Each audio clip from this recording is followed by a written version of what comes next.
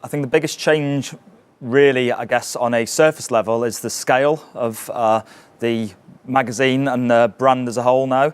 Our last newsstand ABC was around 16,000, and our first free ABC was over 307,000. So just on a basic numerical level, the scale of our operation has dramatically increased.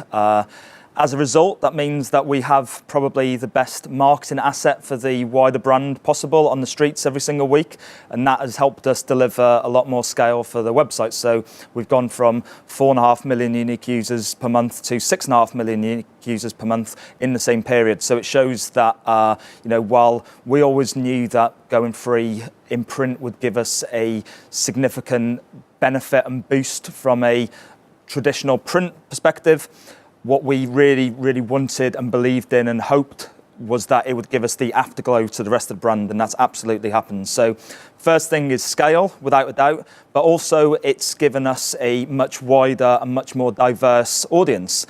Everything we do now at NME is done in a sort of, I guess, production-wise, you'd call it a digital-first basis, but sort of philosophically, I guess, as a brand, it's now an audience-first brand. So what we do is understand who they are, what they're about, what their passion points are, how they engage with other content through the filter of music, and we serve them that. And so far, so good in that reports back to us that the audience enjoy what we do, and the numbers back that up. So we have a wide, diverse audience engaging with us at scale across all platforms. And it probably puts us in a unique position where in 64 years as a brand, we've never been in growth in every single area before, and right now we are. Content-wise, I mean, NME will always be what it has always been, in that it's a music brand with a deep musical identity in its DNA, and it's also a mouthpiece for its writers' opinions and passion points. But what we have done and the way we've evolved means that we do catch a much wider and more diverse realm of content now, and we also ensure that we're not beating the drum of our own tastes above what the desires and needs of the audience are. So that means that in terms of diversifying what we're all about and what our identity is, we cover a much broader church of music now.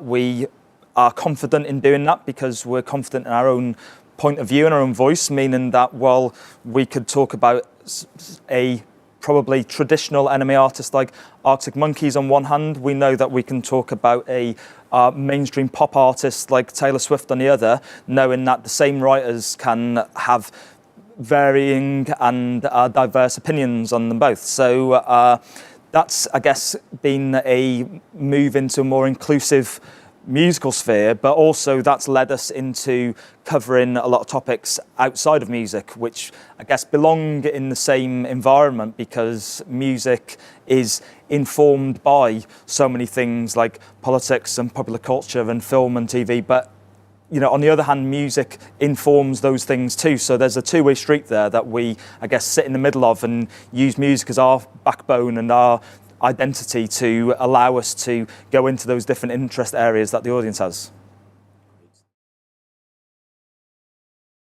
Firstly, being the editor of NME is a huge honour. Just like the majority of people who work at NME, I grew up as an NME reader. I'm a huge fan of the brand, and if I wasn't working at NME, I would be very excited by what NME's done because I think it's a smart move. I'm really proud that it was my move, but I would have been interested in it anyway. So it's a real honour to be the sort of figurehead of such an amazing brand. But the most exciting thing for me in 2016 for NME is, I guess, twofold. One is the potential that now we've taken the shackles off, there literally isn't anything that we can't do as long as we know that there's an audience interest in that. But really, it's the fact that a whole generation of people, because of the way that media has changed and the way that purchase habits have changed, a whole generation of people missed out on being NME readers at a young age because the way people consume print media has completely altered.